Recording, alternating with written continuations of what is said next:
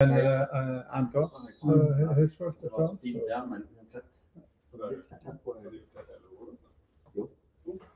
Are you sure that these guys are using the same start tactics as we should? This? Yeah. Yeah. You see that? I mean, it's also maybe they're going, they're going faster pace, but a little bit faster.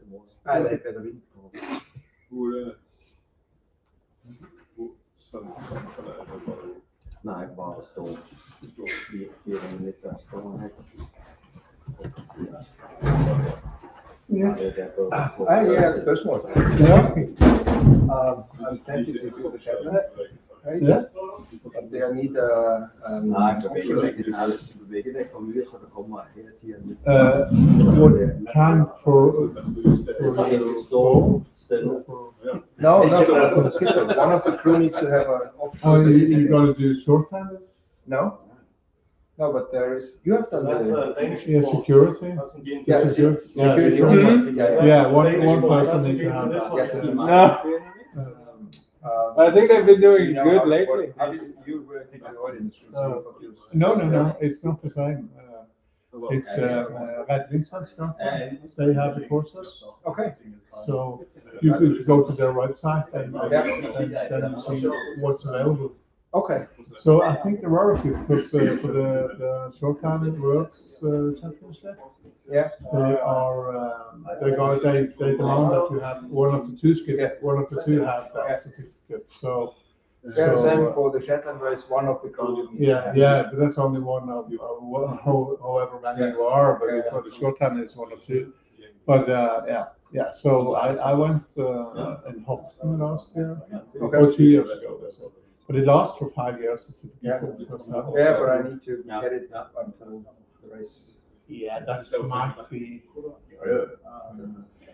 But I think they have some extra courses. So that's why I'm approaching you, because I thought you might be involved in the short-handed and. Yeah. So they have some extra. I think they have some extra. So. If you just look at. Well, I'm willing to go to Oslo. Yeah. You have to. I won't be. Yeah.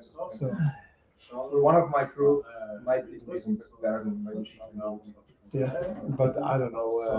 But if you look we can check in the break or afterwards. But now I'm going to record this, so I don't want to go.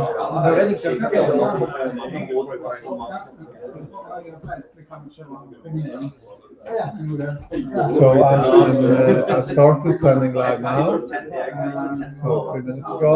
So I'm sending to no rating, Facebook group, and to YouTube. So there will be a YouTube video, so I can send the link to you afterwards.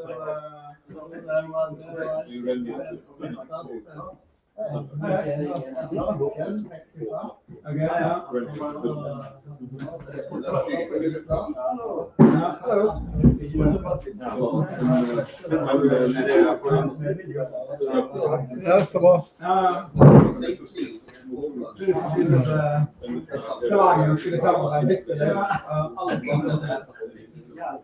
That would be so good for Friday.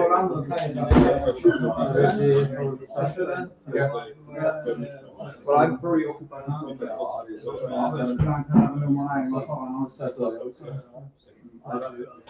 There's some people coming, so it's usually let's say 5 minutes.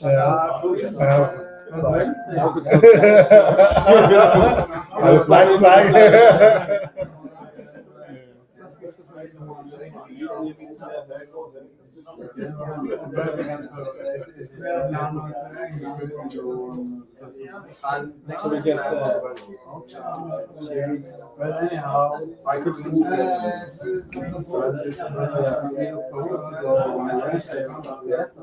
No, not before training.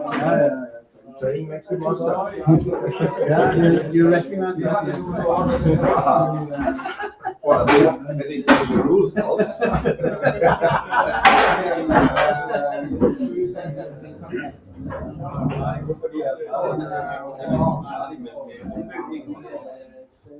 How many times have you practiced with the crew this year? One. That was Monday. So, but we're gonna practice every Monday now. Until the next 2 Mondays. Yeah, we also have that one. How many people? I'm still collecting. Yeah. We thought it's raining, we were like 6. Okay. On Monday. So that's I consider that. Yeah, I believe the pool is 8 now. Yeah. Okay. Okay.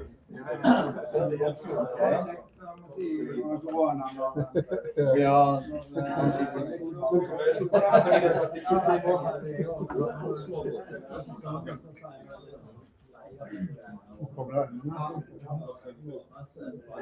Oh yeah.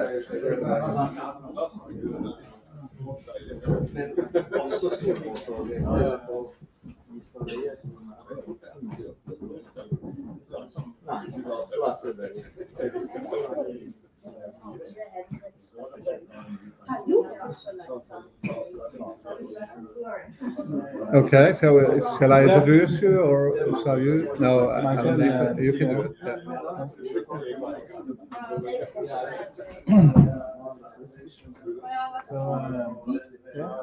Yeah, come on. So, hi everyone. Hi. It's a nice day to talk about stars. I wish we were outside. But so my name is Yusuf. For the ones that do not know who I am, I'm the head coach in Stavanger. But before that, I did a lot of coaching. I did Olympic Games. I've set lasers, opties, J70s, foiling boats, all kinds of windsurfing, all kinds of boats. And I sailed also the Wednesday regatta, so that you know, in Express. And one of the reasons why we're doing this is first to have the general level up, and also to share my expertise a bit. So to start, there is a small disclaimer. So we sailors, I personally also think we know everything, right? But in courses like this, I will share my own personal experience. And since sailing is not an exact science, there's always different opinions about things, right? And yeah, so this, I take responsibility of what will be said. Maybe you agree with it, maybe not. Take what you think is right or not. So I guess we can start. So first, let's touch base with what kind of sailor you are. So on the start line, you have these pushy sailors that are most of the time above the line, then under, because they heard somewhere in the boat park that being, the first out of the line was good, and I agree with that. But not having letters is also better. There's the player. They say they're usually waiting here, right, and waiting for the gun and hopefully for some space to accelerate and go. You have the ones that would like to give the others head start and watch others sail. So I see that a lot. And there's steam rollers. They're the ones that also heard in the boat park that it's good to maybe start, really say below the line and start full speed trying to cross the line somehow, if they're lucky, spot on. Okay. And you have no risk, no reward. They're the ones that you maybe have crushed your boat against. So that's for me that are kind of sailors. So all the profiles we talked about you'll see in this video. This is J70 regatta. So you should know. I'll pause it a little bit. So in regattas that have, I think, more than 50 or 60 big boats, you have your line divided in three. So you have committee boat, and then pin, or you can call this pin, so three, so that they're able to spot who is over and kind of have control over the fleet. So it's not confusing for you. So you have on this line, you have the ones that pulled the trigger early, you have ones that wanted to see others sail, and yeah. So I'll leave you to the video. Okay.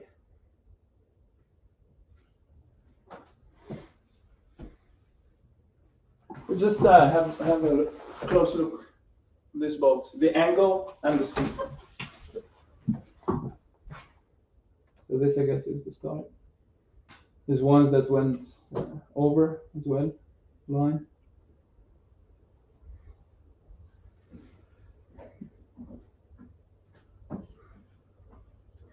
So at the end, I will share this presentation with you, so you'll have time to watch this.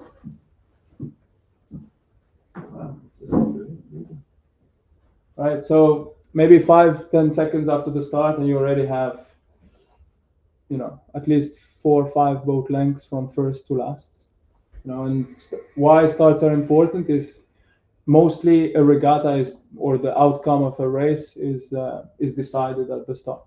Okay, so if you're let's say if you're an average sailor and you're this person, I would say your chances to catch up would be very slim or small. Maybe if you do a suicide tack, it's called, maybe you go all the way right or all the way left alone, and you're lucky you have a shift, maybe you'll be able to round first or top 30%. But for me, this is almost, the race is over. No matter the speed, no matter how good the sailor is. So that's why we're also focusing on the starts. So what do you think makes a successful start? What is a good start? I want to interact. Free wind. Free wind, yeah. Excellent. Yes, Satya? Speed. Speed of the start, right? Yes. Timing. Timing. Sven? Being on the right side of the start Right, line. choosing the good favorite. That's true. Yeah. Having free choice after the start. Right. Being able to apply your strategy in a way right after the start. That's good. So here are some points that I put. So the positioning on the line, just choosing the right side of the line, compared to the boats around you. We'll talk about that and how we can position, the boats around us and the fleet. All right. Freely apply your tactical decisions. Clear wind, having space around you, which maybe the first one, and being in the first row of boats. That's the most important. So I always tell that to the sailors I coach is you should have a toolbox. Your toolbox is not proper tools, but the toolbox you should have in it the ability to make the right decision, to adapt fast, boat handling. So you should know if you're not able to handle your boat, stop it on the line, double tack quickly, maybe reverse. That's your toolbox is almost empty. Right? So it's important that, for example, the pin is the best place to go out from. All right. So this is the wind. If you're not able to stop your boat here, and your boat will drift, you don't know how much it will drift. You actually cannot double tap. You will just it will not be a good start for you. If you're not able to adapt with the wind change, also that's something missing. If you can't keep your eyes out of the boat, you should know. This is, I know here there's YOLO sailors and big boat sailors, but mostly in big boat sailing, if you're the skipper, you're responsible of maybe 4, 5, maybe 10 in the boat. And many do the mistake of keeping the eyes in the boat. Hey, trim in the jib, you do this, you do that, and forget about what's happening around until, okay, it's 10 seconds, let's go, right? So it's important the driver of the boat keeps the eyes out of the boat, all right? We'll talk about communication later, but this is really important. Fleet management, right? See how the fleet reacts, okay? And if it's very crowded, maybe risk management, we'll talk about that in a bit. Get your numbers right, data, okay, we'll talk about that. And most importantly, know the rules, because the rules are your shield and your sword, right? If you don't know the rules, there will be a lot of screaming, and eventually you get either disqualified, or it's really frustrating if you don't know the rules. So later I put a link for a website where you can actually practice the rules. So where to start? This is I've heard that so many times, especially with the kids. So decision where to start can also be affected by your first upwind strategy. That's what you said. That's really good. So favorite side of the course, you went on a split tack, right? Split tack is maybe you have a friend that has an express or another that has an opti, and you decide to do a rabbit start. And then after 5 minutes, you tack. Whoever crosses first is coming from the good side. You do it one more time, 3 times. Okay, that's a pattern. The right side is better. Maybe I should stick to the right side. Okay. Oscillating breeze. You noticed that the fleet that is in front of you, everybody is heading down starboard. Maybe a header is coming. Okay, so if a header is coming, I would like to be. Please interrupt me if you don't understand something. So if your angle upwind now before your start is like this, and you see that the fleet in front of you, maybe the bigger boats or everybody on starboard has a lower angle, right? You should expect the gust to also reach you. If you're here, you're in a really bad position, because maybe now you look good, but in 3-4 minutes this will happen and you'll end up maybe last in the fleet. So that's what I said about adaptability, and that's what keeping your eyes out of the boat, having a tactician on the boat. You don't need to have Tom Slingsby on the boat. You can just talk to your tactician or somebody on your boat and say, okay, your goal now is to check where we are on the line, check the gusts. If there's something happening, you keep an eye on the fleet that is in front, see which side maybe crosses first. Okay, which boat? Just have a look. That's your goal, right? And I think many of you have enough people on the boat. Anticipating wind evolution or progression. So if you're sailing in the Med, sea breeze, you know that towards the end of the day it's going to turn right. Usually, if you have a race of 1 hour, towards the end of the race, it's going to turn right, or maybe the right side is better. You would like to stick to the right side of the line. So how to choose the favorite side of the line? If you're alone, can you give me some tips? What would you do? So there is a line. What do you usually do to know that this or that side of the line is better? It's fine. I just want to hear. Check the line against the wind direction, which side is favorite. Right, but what kind of techniques, or what would you use to know which side is favorite? Both against the wind. Yeah, correct. Actually, 90 degrees to the starting line, and depending on the direction of the sail, conclude which side is favorite. Yeah. So here it says put your boat head to wind, right? So the bow will point to the. So the line is like this, right? You're looking at the wind. So the closest. So if you draw a line. Yeah, sorry. So your bow will basically not point closer to this, but it will point to this. This is, let's say, the 101 to know which side is better. But also you have sail along the line on both starboard and port. And this is something that you can do. It's easy. So you're sailing back and forth. So you do this and then again. And maybe you notice that on starboard, you're in a closed hole, like you're closed, so you're sailing maybe close or upwind here, but you're sailing slow or reach coming back. Which side is favorite when you do this? The pin, right? And that's what it says. So sail along the line on both starboard and port. The side to which you sail more close hauled, not hailed, sorry, is the higher end. Okay. So if you're sailing from the pin to the committee boat upwind, obviously the committee boat is. And I'll give you a small experience. I was sailing the Wednesday regatta. It was by a Hommersop. It was this was a Hommersop. This was Gansview. Yeah.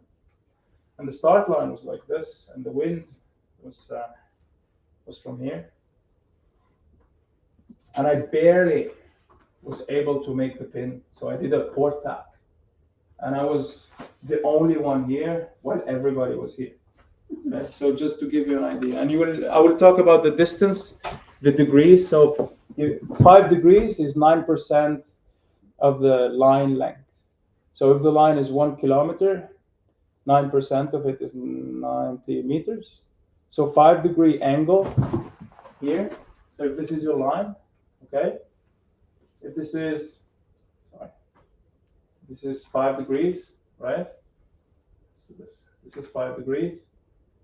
That would give you 90 meters advantage compared to the person that is here. Okay, that's huge. Imagine then if you can't make it to the pin. Okay. So 5 degrees, 9%. 10 degrees is 17%. Okay. If you can make it to the pin, that's 45 degrees, just to give you an idea. But in shifty winds, of course, that number it can go up or down. And I advise you work in pairs, okay, just to check the speed. Maybe go on split tacks or on the start line. You can. So let's say, what's your boat name? What's your Snug? What's your boat name? Same. Okay. So let's say Snug and Snake. Okay. So Snug says, talk to a snake, and they're together. In 4 minutes, we will each start in both sides of the line. Okay. Can you all see? Yeah. So Snake, here comes the time to start. So both start, and then this happens. So which side of the line is favorite? It's the pin, right? Sometimes working in pairs is really good. Before you start, you can also go on a speed test. Okay, ask each other questions. Where did you put? How was your kicker system, or what's your backstay? How was the tension? Or it's good to work in pairs. So imagine a line like this, right? 5 degrees is a lot. Okay. So these are a few examples. So this is a really good website, Salesing. You can find a lot of examples. So I just took a couple here. So if there is a right shift at the start, this is the normal start line. You have one boat length, and then there is a 15-degree shift, so you're closer to the line, and then if there's a 30, you're even closer to the line. Okay, and here the door is shut. That's one of the risks, and we'll talk about it in a bit. And then here is the same. So left, you see the boat at the end. They won't make the mark. Here they also won't make the mark, and the distance to the line is much bigger when it's headed. So also in shifty wind, that's why I said you should have a tactician or a person that sees what's happening. Okay, you should have your eyes out of the boat. You can be this. So the situation. Let's take situation 1. Yellow boat is super happy, you know, nailed the pin, it's really good, and somehow the wind is shifting to the right, okay, and you could see that now the blue boat is catching up and even winning. So that's why it's important that we know what's going to happen. And I think on the Wednesday regatta, there's what, 2 starts? You have 3 classes, two, 3. yeah. So I feel sorry for the first ones, but the second and third, you have you have the solution right in front of you actually. So do you have any questions so far? Is it going too fast? No. Okay. Risk management. So I teach this to the dinghy sailors a lot, how to not get caught. To not get caught, you need to be in the skin of a committee, a race committee. Okay, what do they see? How they react if somebody's over or. So, just a sec.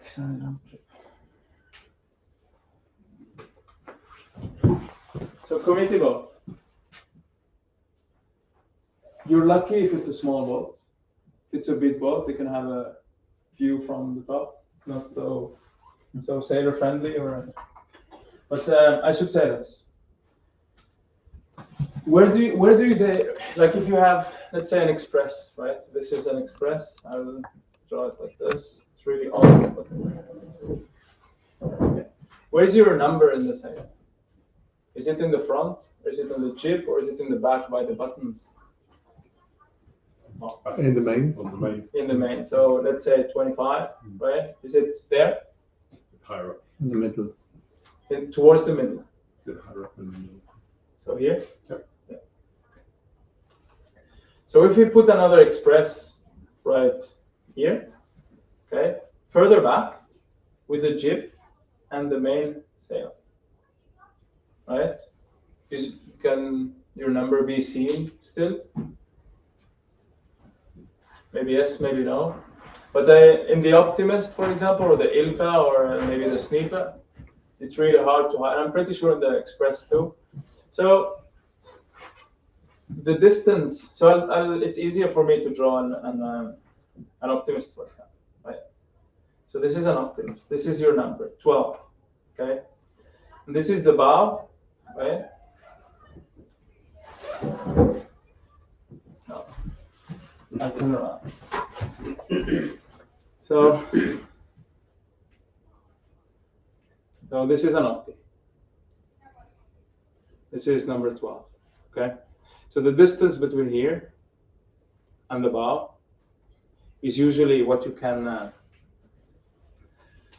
Let's say it's 1.5 meters, right? We're talking small boats.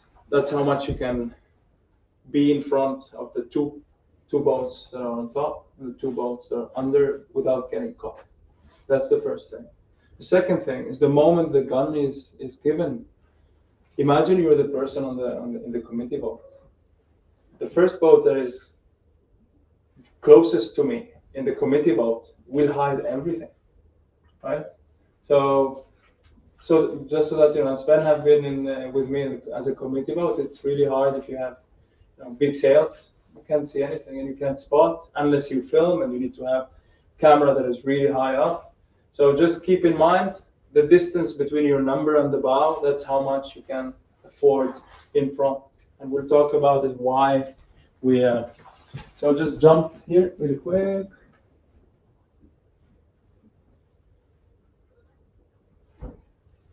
Yeah, here. So it's a really blurry picture, but I chose this to show you the wake of the boat and why we want to be a little bit ahead of the boats, or the 2 boats that are on top and the 2 boats that are under. So let's draw a boat like this.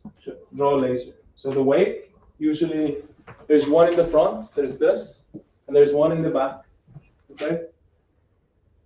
There's one here, there's one here. Maybe a little bit less angle because of the wind is pushing, right? But this if you're sailing here, you won't have the speed to pass the wake, right? It's really hard because the bigger the boat, the bigger the wake, and it will be really hard to pass. So the only thing you'll be able to do is to surf maybe, or you will be sucked towards this boat. Have you noticed this happen to you before? Right?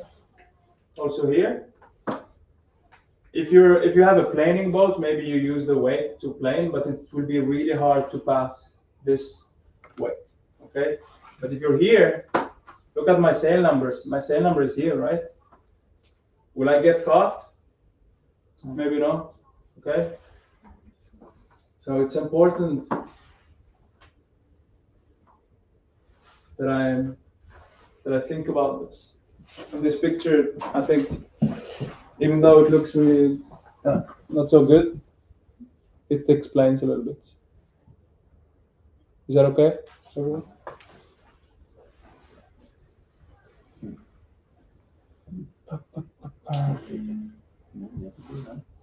So starting at the pin.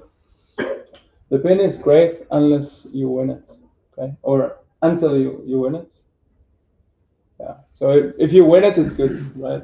Just but the risk when you go for the pin is to be pushed down by a beginner or somebody that doesn't handle the boat, so they will slowly drift and push you with them.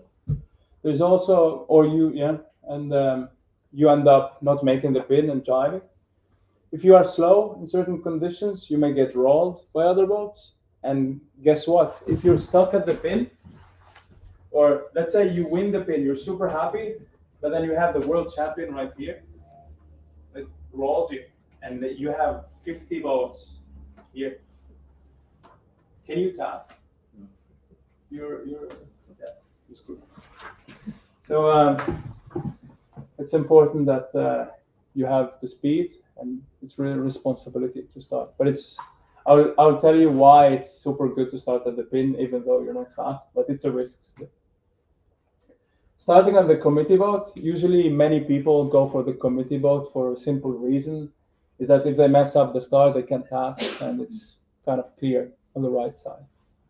Okay, but not knowing the rules can be a little bit problematic, and I'll show you a video. I mean, these guys know the rules, but look at the boat in the top.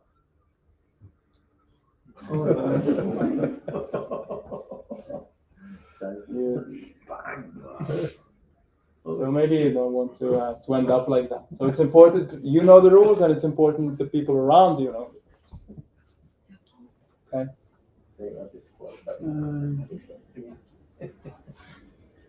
Starting in the middle usually also is a choice, but if you're not fast, you can get crashed from, or if it's shifty and you have gusts coming from all over, you can end up right in the middle with a fleet that is crossing the top, or a fleet that is escaping on leeward.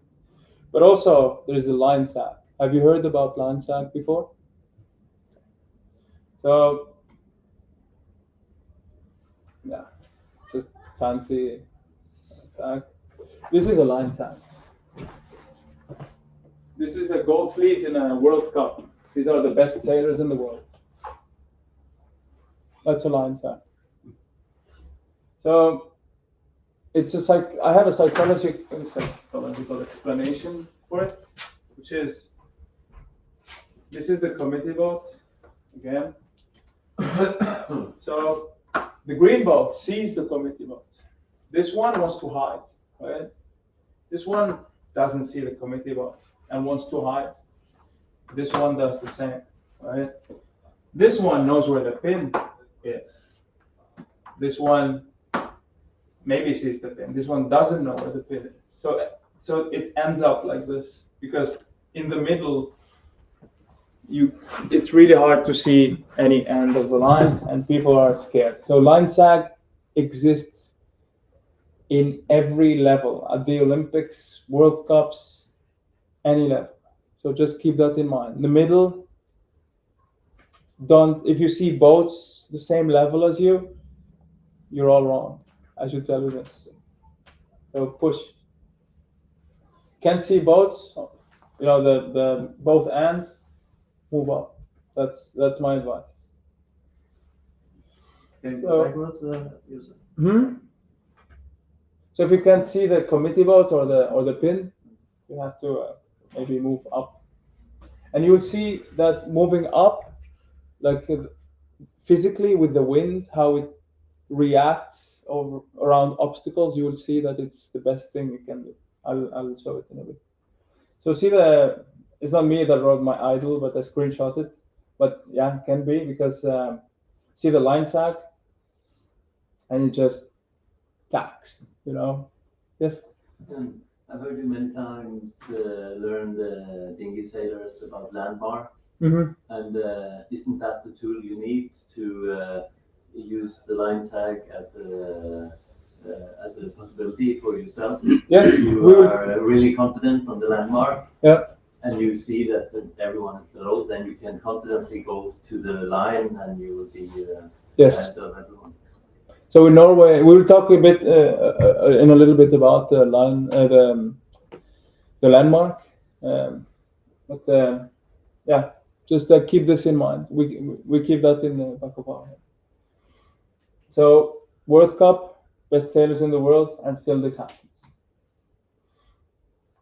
What is a landmark? Okay, how to spot it. Raise your hand if you heard about the landmark before. Yeah. So I should say this: Norway is the easiest place to win a start or to do a good start at. Why? What? Huh? That's true for everybody. Yeah. So it's hard. But actually, Norway, you usually sail between fjords, so there's islands. It's easy to get what we call a landmark.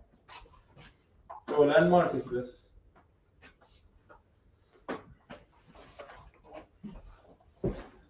Say it's a nice, you have the shore here, right? Forget about this. You have houses, right?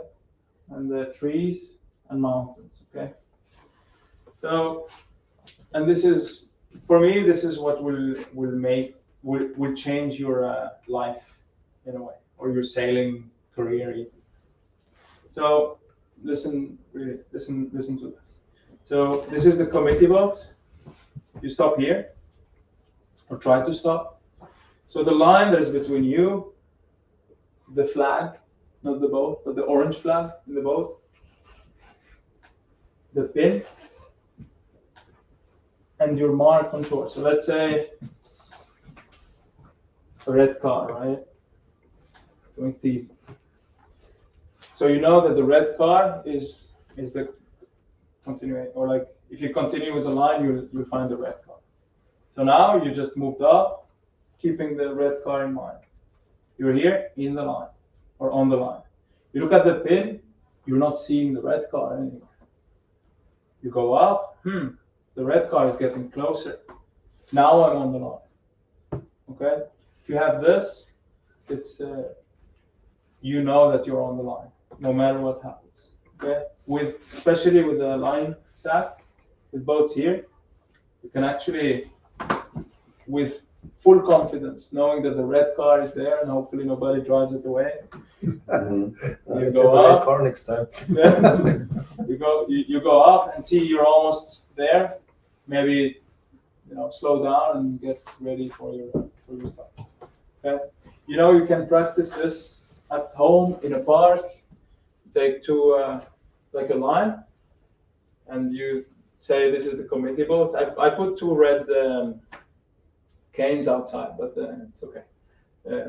You can practice this in a park. The bigger the distance, the better. You put it, let's say something red, and then you take your landmark. You start from here. You walk. Okay, this is a homework. So you stop almost in the middle. You say, okay, I will start walking, and the moment I think I'm on the line, I will put maybe a bottle there. Okay, and then you go check. If the bottle is on the line, you're a hero. Okay, otherwise we practice until we get it right. But this will be a game changer for everyone. So just work on it or think about it. Landmark. Do you have any questions? Should I repeat the landmark?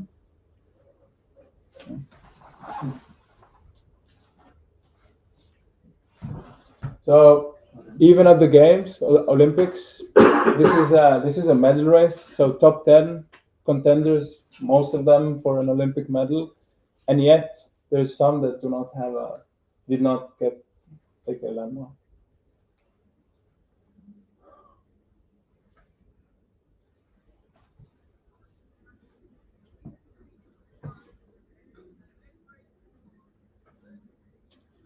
"14 seconds to go." I mean, still, it's pretty good level, but you see that who took a landmark and who didn't. 3, 2, 1. So this is the gun. The British sailor was spot on the line, right? It's not guessing. It's he knew what he was doing. Maybe the Guatemalan sailor was a bit skeptical to push, but if he had his line sight properly, or if he remembered, then he would have made a better start.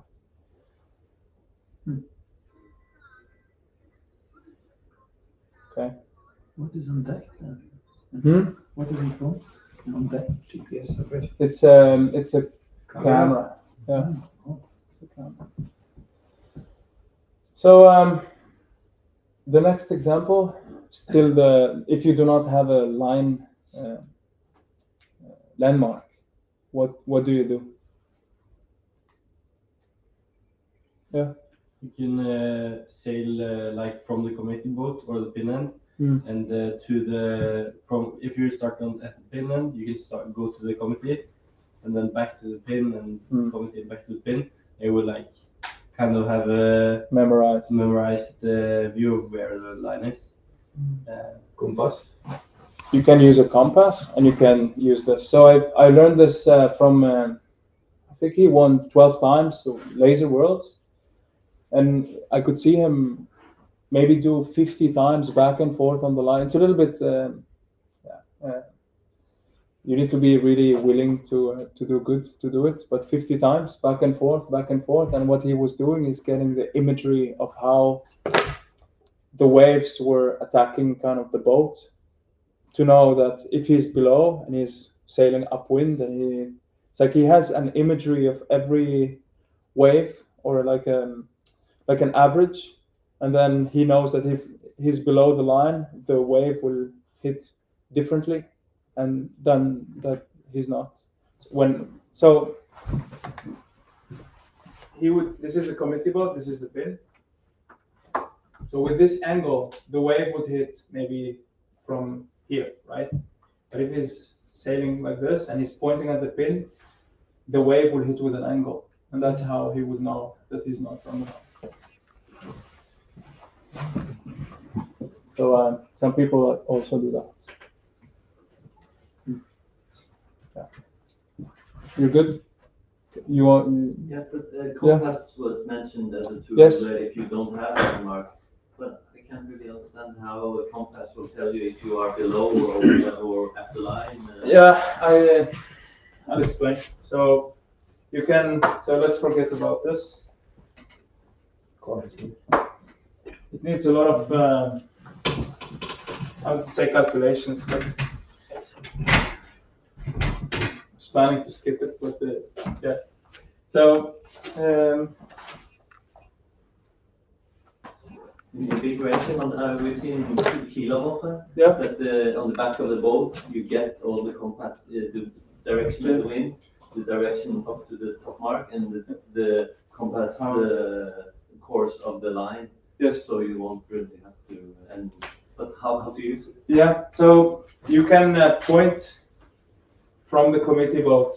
So this is the line. This is the continuity. So let's say this is 100 degrees, right? And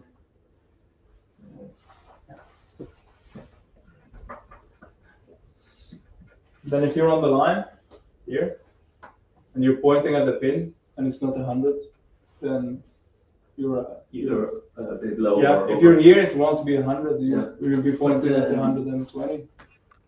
But if you're in a big field, you won't see maybe Yeah. either the pin or the. You have to see. If you don't see, then something's wrong. You should be seeing, no matter what. Even just with the bow, you have, in big boats you have a bowman. You can have one person that is really good at jumping. Hey, go forward and check both sides and tell us what's happening. So that's use the compass. So if you have a boat, you need to spend time or clock hours knowing your time from 0 to top speed, your distance from 0 to top speed, your drifting area to get the flow under the boat. We'll talk about each in a while, in a bit. Your angle to the line, the current, and the yo-yo, which is knowing the time to maneuver. So I'll take it one by one. Okay. So this is your boat. Sails are flapping. Right. You say to your crew, we're gonna accelerate in 5, 4, 3, 2, 1. You start putting the sheets. What will the boat do? Will it drive forward or will it drift? Drift. Right, it will drift. So it's important you know how much it drifts. That's your first thing. Then the moment the flow is under the boat, it will start moving forward. So the moment it starts, from the moment you actually start the whole action, you need to time it. The moment you feel your top speed takes maybe 7, 8 seconds. Okay, so let's write that down. So 7 seconds to top speed. How much did you drift? Shall we say 1 boat length? Okay. And then your angle to the line. Okay. So it's important you know how much you're doing to the line. Let's say 45 degrees. Okay. Then how much distance you put from the moment the water started flowing until you reach. So let's say 3 boat lengths. Okay. 1 boat length of drifting. And I'll explain why we have this. To top speed.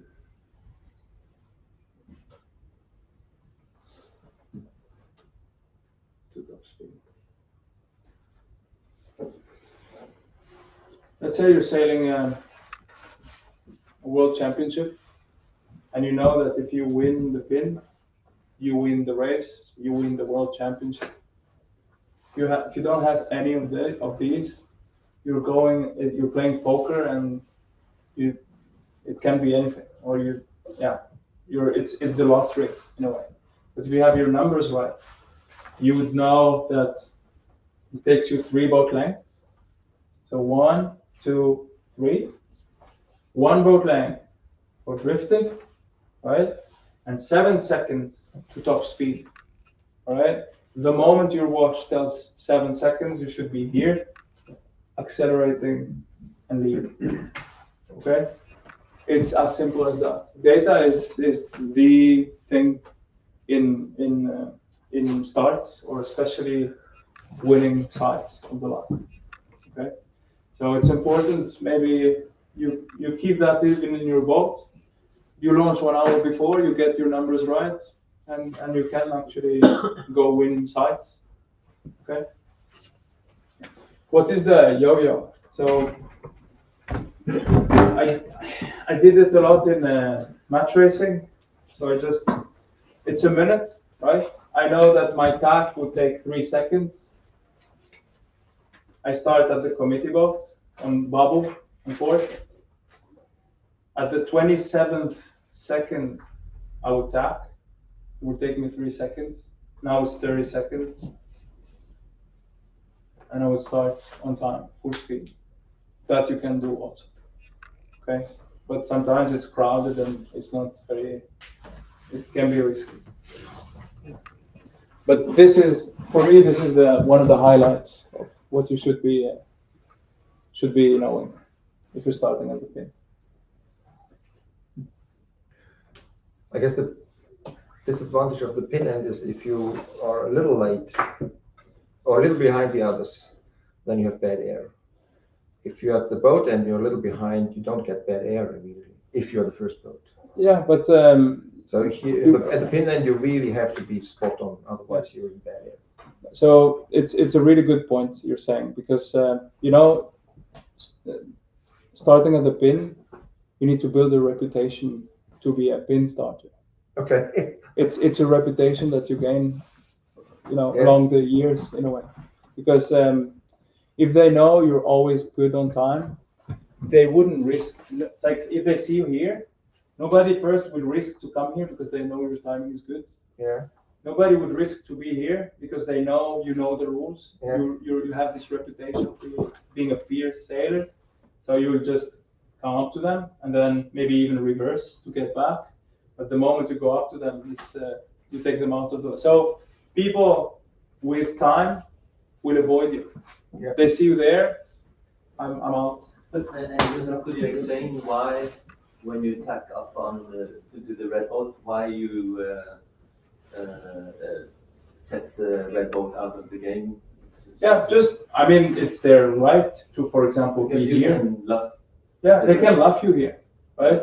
But if you first, they need to give you the time. If you are fully stopped and they touch you, they're in the wrong because they came with full speed, and that's the first thing. And then they know you have worked on your boat enough to know how to stop it, and maybe they don't have the skill, so they know they will not make it on time, right? So that's also part of the reputation. And then if they're here, they know you're fierce, so you will go up to them and try to push them away, and that happens in all levels. So the problem in that situation is that they have to go away, so to say. you push them away in a way. But to be able to push them away, you need to have the technique. You need to have worked on on maneuvers, put some hours on that, and believe me, many times, winning the pin can be winning the race. So it's as important as it is. You say push away. Mhm. You mean push over the line? Yeah, you can push over the line, or just be, sting. Just hey, I'm here. Just move away. Any questions? No. So thinking outside of the box. This is what it is. How's the timing for Peter Burling and Blair Tuke at this top end of the line? Accurate, and the Japanese tell it down 2, 2, 1. Watch the line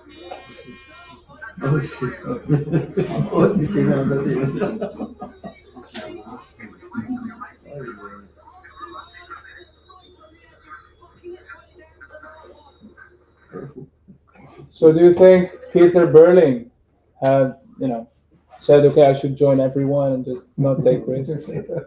Or do you think he didn't have, like these boats, you saw the speed, right? I don't know how much it was, maybe 70 kilometers an hour or something? 90.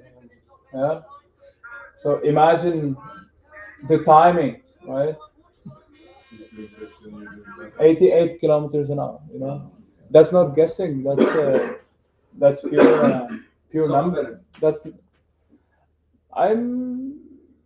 I'm not sure. I think the software just tells them that they were over, so they need to slow down.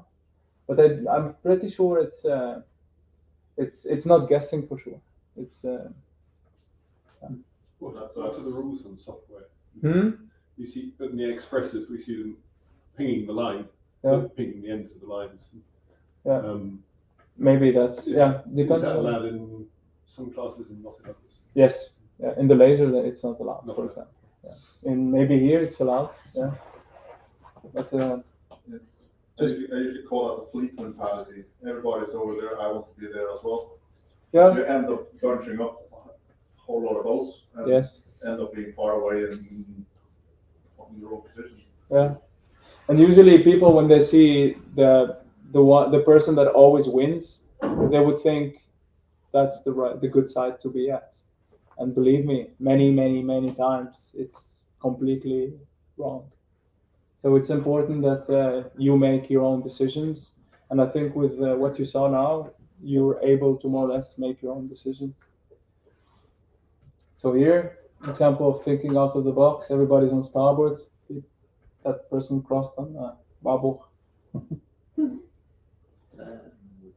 So positioning, we talked about it, so no need to do it. So concepts. Why I said the pin. Why I talked a lot about the pin.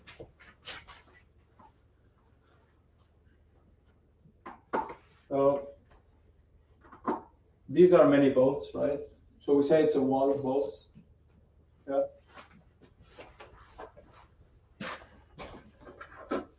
So basically, the wind will do this.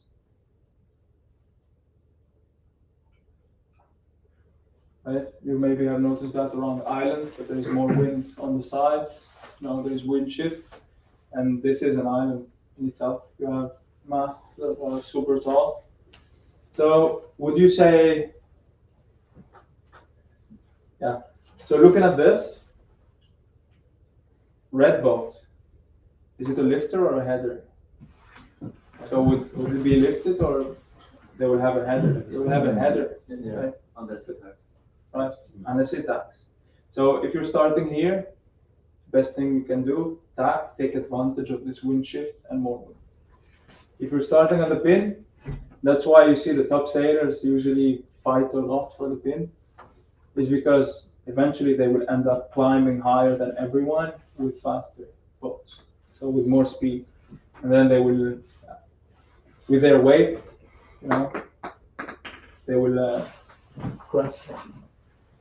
They will crash other boats. Okay, so just keep this in mind. And also, you have the wind. Also, that's the fleet. You're gonna have the wind crossing on top. So that's why the middle. I don't recommend the middle unless it's really shifty and you don't know what to do. So just play center. But usually this area here, there's not so much wind in it. Okay, and it's a fact. So I think I have a picture. So you see the Portuguese boat. What that boat did is actually good because he's escaping from the no wind zone. And you usually have three winners at the start. You have the person that won the pin, you have the person that won the committee boat, and you have the person that tacked right in the middle. So I have more pictures. So this, for example, the person that tacked there did the same. I thought I had more pictures. Yeah, this. Or the Australians in the Hvilke or the laser are usually they're the best team out there. You could see that first the line sag, okay, is ahead. It's not risk, but he knew what to kind of do, and I'm pretty sure in a bit he'll make the tack just to escape. Go because see the fleet here. Maybe it's 4 boat lengths behind him, and right in front of the fleet is no wind, but here it's clear again. So he would escape, get the clear wind, and also this area here is not so much wind either. Okay, so actually doing the move of escaping that would help. You understand this? Yeah. Yeah. So this is how the wind reacts around the objects. Yeah. You good? Yeah. Do you want to take 5 minutes, or? I mean. Keep going. Yeah. Keep going. Okay. So as I said, rules are your shield and sword. Okay.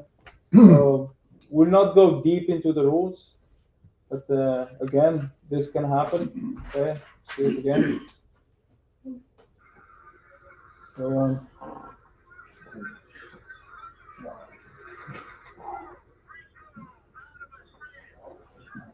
Okay. So I would never say they didn't know the rule. They knew the rules, but they wanted to take their chance. I think it didn't work out. So I'll just go through, I think, 3 or 4 rules which are really important, and I guess so. Rule 11 is when boats are. I'll just show you examples. I bet you have many situations in mind. I'll just go through the main, and then you can ask me questions. So most probably one day you're just stopped. There's one person that comes here, hey, up. Did that happen to you? Right? Yeah. Do you think yellow has the right to do that? No. Yes? No? Yeah. So before the start, they have there's no proper course, so they're allowed to do something like this. But at an extent. So the first thing, if you have your sails flapping, you obviously don't have any flow under the boat, no control, and there's nothing you can do. So this person, if there's any contact, yellow will be disqualified, right? But this person has the right to be there. Okay. There's also this person is closing the gap here, and it's their right. You should know. Okay? You have the right to close the gap. If you saw in the video, you don't have the right to come in like this. So I'll ask you this question: 5, 4, 3, 2, 1. It's the gun. The race is on. Yellow is still blocking. Does yellow have the right to block the entrance? Just go to close hold. Right. So when the race is on, everybody has to sail, proper course, or the shortest way to the mark. So everybody should start sailing. So if somebody takes you up or stays up,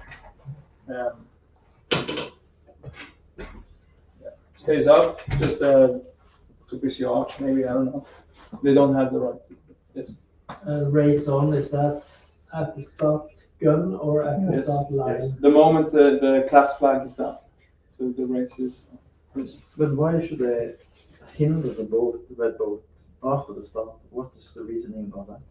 The yellow boat, because they don't like you. Yeah, maybe they just. But you should at least see they're trying to head down.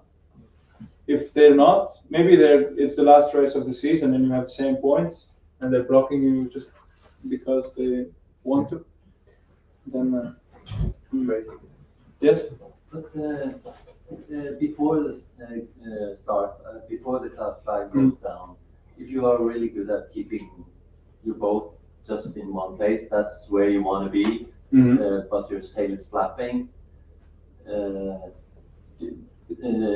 you have the right to stay there no matter what? No one can kind of push you away if they come from starboard, port, anything. If you are in the same place, not sailing with sail flapping, you are kind of blocking everyone else. Yes, you have the right, but the only risk, if you're so good that you have people piling up here and you wield. So if you're so good that you stay 1 minute here, you're a bit in trouble because people start crashing and you'll hear them, and it's not a good position to be at. But of course, yes, you can. The only risk is to have someone that would come under. But the good thing is, and I think it's good you talked about this, usually starting boats maybe are 100 feet, sometimes in big regattas, and the flags are in front, so you can actually sail till here. I need to make a drawing. So it's really safe to be so sometimes in a regatta, this is the start boat, and the flag is here. So you can actually be till here, and nobody can disturb. That's something you can also. Yeah. Well, it's not a big boat, you risk being stuck there when the start goes as well. Yeah, if you're here, definitely. That happens a lot. At the yellow boat, if there's a bigger boat and the start goes, you get wind shift around the boat. You may, yes, of course.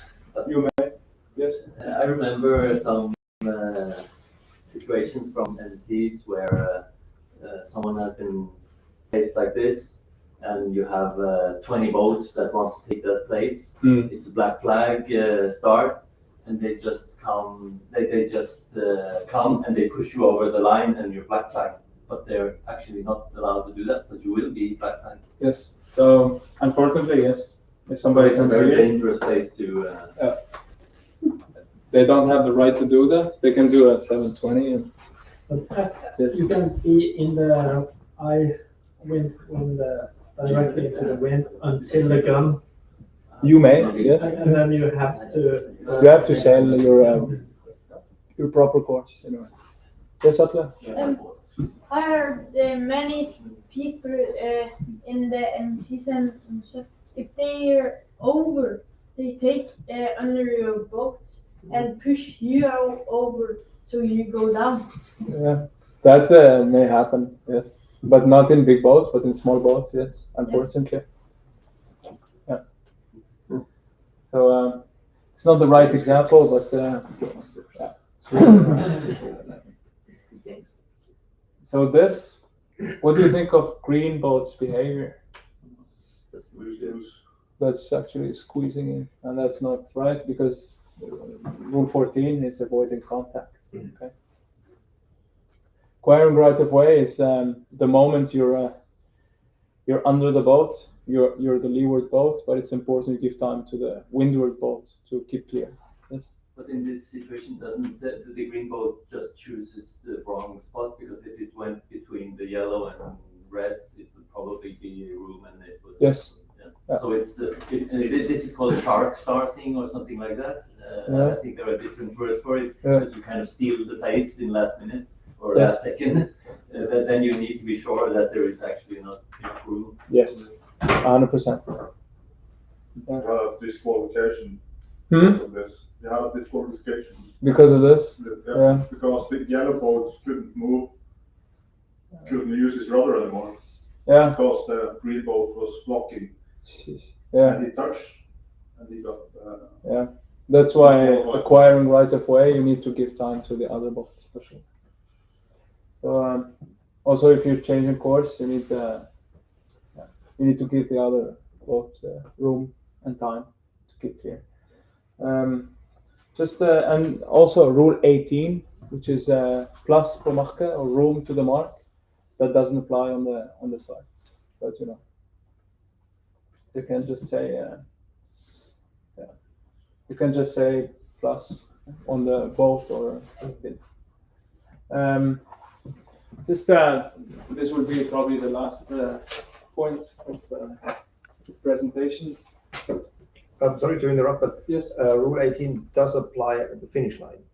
Yes, but not on the start. Not on the start, but on the finish line, you have to give mark rule. But it has, yeah. Let's say yes. Yeah. But does it do that right after the start? No, it's still an obstacle. If somebody touches it, you need to do a 360, but not on the start. Not yeah. But I need to double check. That's a good question. But as far as I know, there's no rule. So just the final point before right before it.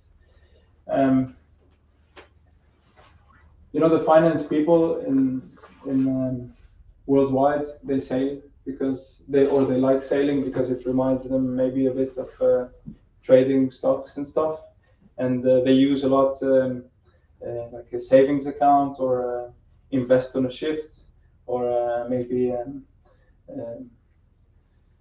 they use many banking or finance words, and I like the savings account. So if you're the yellow boat and you do not have enough space below you, then you should know you can struggle a lot. So the bigger the savings account, the better for you.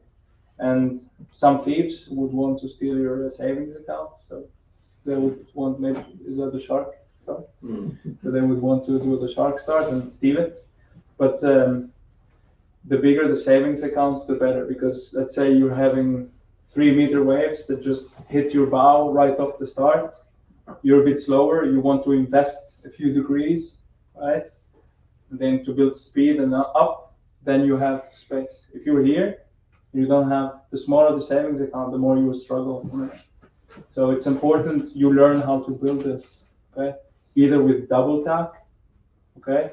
Or maybe in dinghies, I'm not sure about the express, but you can reverse and do this and then accelerate again better. But I don't think big boats do that. But it's important you build this, and this is one of the keys that will determine how good you start. Is it allowed to put the boom 90 degrees out to keep the place for you? Yeah, you're even allowed to put, yeah, what I used to do is in the laser is heel the boat to leeward, put the mast down so that nobody comes in, because if somebody comes in, they will crash my sail actually, and that's really not allowed. Then I have what the mast is maybe 3-4 meters high. My savings account is usually 99% of the time is that. So how far it can be if I'm coming behind the yellow boat, yeah, and I see the boom is so much out, mm-hmm. Am I allowed to say put your boom in? It's not part of the boat. No. So one of the things that are really important is to spot who wants to steal your savings account. Because if you're too, into, that's why I said keep your eyes out of the boat, either forward or back. But if you have your boom out in the first place, somebody hits you, that's not allowed.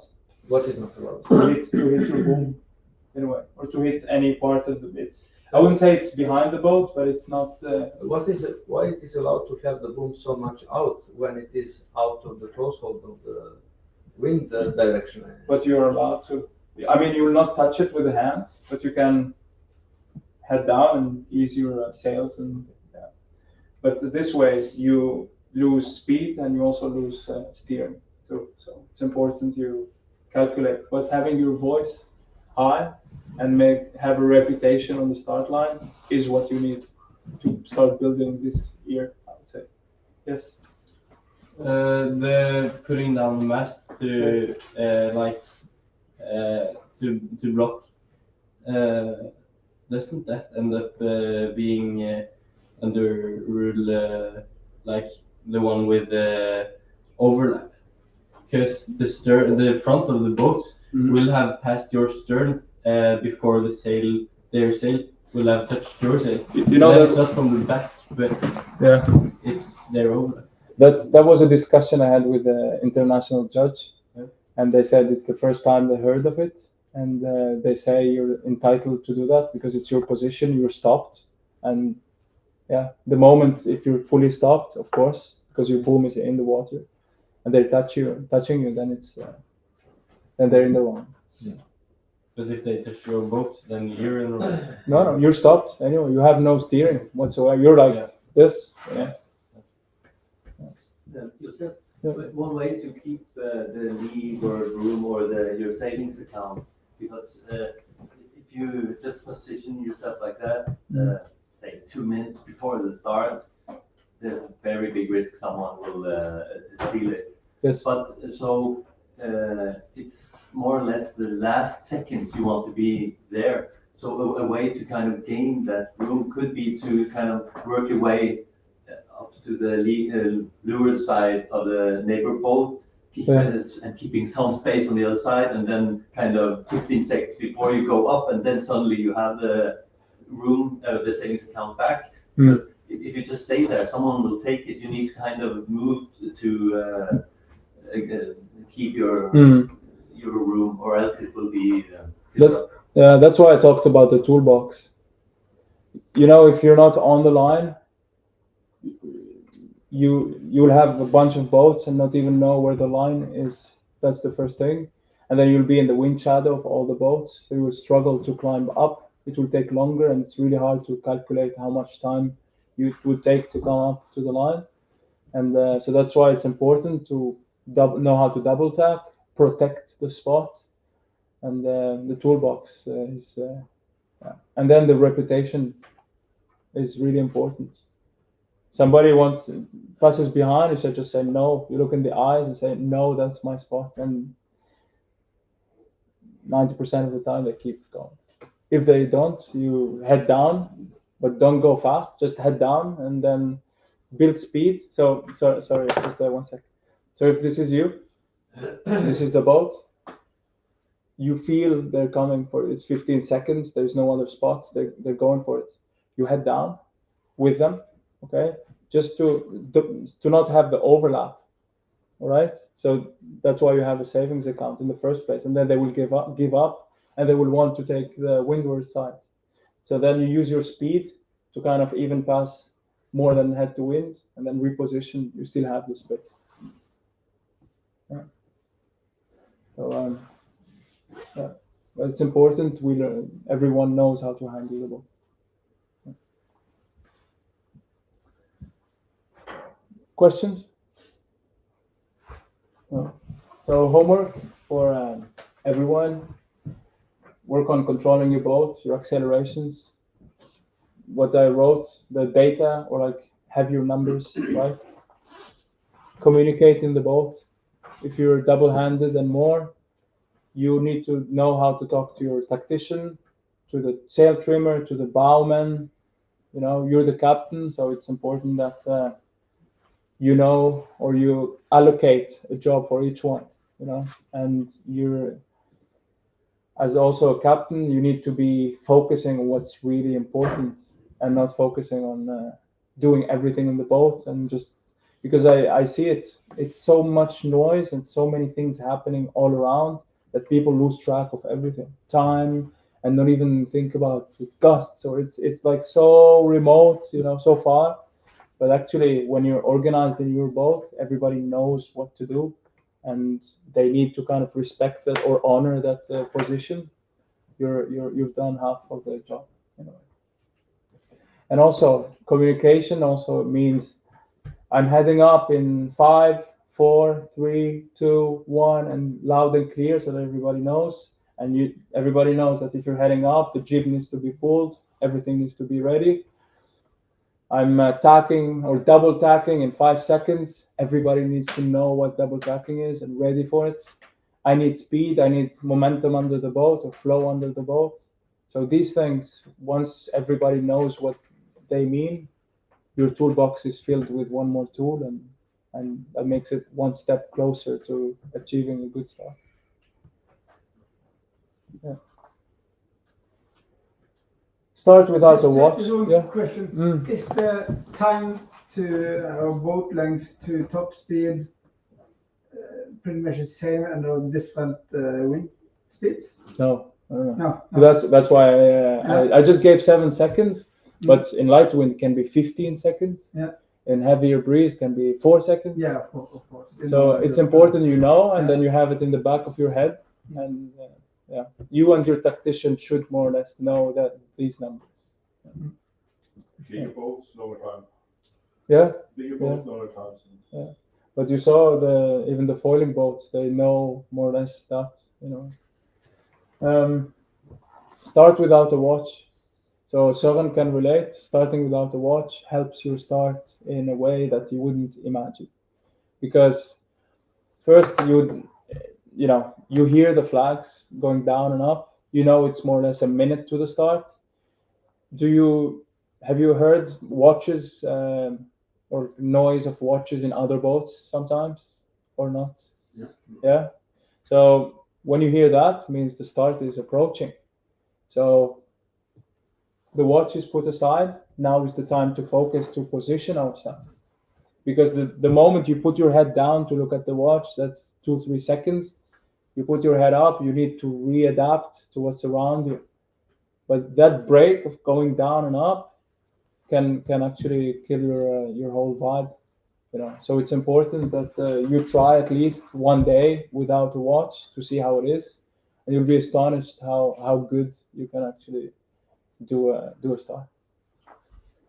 Sail blindfolded, that's a bit risky, but also good, because blindfolded will, you know, you look away, your boat is steering this way, but you're looking away, looking at the gusts, and you're actually handling the boat the way it should be, because you're feeling in the rudder. You know, you don't have the sheet, but you have good feeling of your rudder because you sail blindfolded, and that's don't do it alone, of course, but but train on that. That's a really good practice. Yeah, so make the list before the start and yeah, stick to it. Any questions? No. So I've set up a WhatsApp group. Yeah, please. Yeah, I'm kind of in the Express in the early days. I found after a start, I always used to have this horrible problem of being sucked down into the boat. Other boats. And another boat would come down onto you, and then you'd be kind of stuck in the sandwich, and that's just go backwards, and the guy down below you is yelling at you, and it's just horrible. What's your best advice for that? Just avoid the wake of other boats and be. So this is an Olympic champion that gave me this advice. I had a really big problem on knowing when or how to position myself, and her advice is to go in a laser. It's 4 feet, so she told me 4 feet in front of the two boats that are under and above you. So the moment I started doing that, my sail number was covered. All the boats look the same, so there's no way they know my bow is like they can't recognize. And it will be so hard to spot me in the middle of a line or so far away. So just keep that in mind. Just have a little bit of a head start. Maybe just a jib out in front of everyone, and that can actually help. So. Don't be the only blue boat. Don't be the only blue boat. Yeah, exactly. Otherwise, it's easy to spot. But I'll send the presentation on WhatsApp. And if you have any questions, just reach out. I hope it helped, and I wish you the best for this year. Thank you.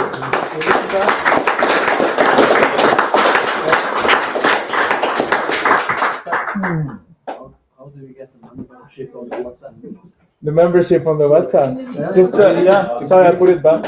You just it's a QR code. So, oh, you need to show it. Yeah.